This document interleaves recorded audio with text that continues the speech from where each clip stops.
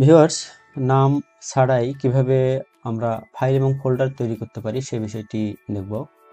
তো সেই বিষয়টি করার জন্য আমাদেরকে আপনার কম্পিউটারে, ল্যাপটপ বা ডেস্কটপের কম্পিউটারে এই যে সার্চ যে বার আছে, সেই সার্চ বারে আমরা লিখছি ক্যারেক্টার ম্যাপস।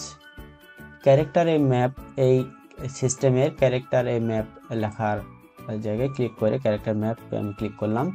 করার পর খেয়াল করে দেখুন যে এই যে ক্যারেক্টার, এই ক্যারেক্টারের মধ্যে এই যে এখানে একটা ক্যারেক্টার আছে, সেই ক্যারেক্টারটা আমরা জাস্ট ক্লিক করে এখান থেকে সিলেক্ট করলাম। সিলেক্ট করার পর থেকে কপি করলাম। ওকে, এটা কপি হয়ে গেছে। এটা থেকে আমরা বের হয়ে চলে আসি। এখন যে কাজটা আমরা করব সেটা হলো যে রাইট বাটনে ক্লিক করে একটা নিউ ফোল্ডার ওপেন করব। ওকে, তো নিউ ফোল্ডার ওপেন করার পর আমি জাস্ট কন্ট্রোল ভি দিয়ে দিব। দেখুন এখানে আর কিছু নেই, আমার একটা ফোল্ডার তৈরি হয়ে গেল। সে ফোল্ডারে কিন্তু কোনো নাম নাই, খেয়াল করে দেখুন। অনুরূপভাবে আবার রাইট বাটনে ক্লিক করে এখানে একটা যে কোনো একটা ডকুমেন্টস তৈরি করব। ফোল্ডারের ভিতরে রাখার জন্য আমরা একটা ফাইল তৈরি করব।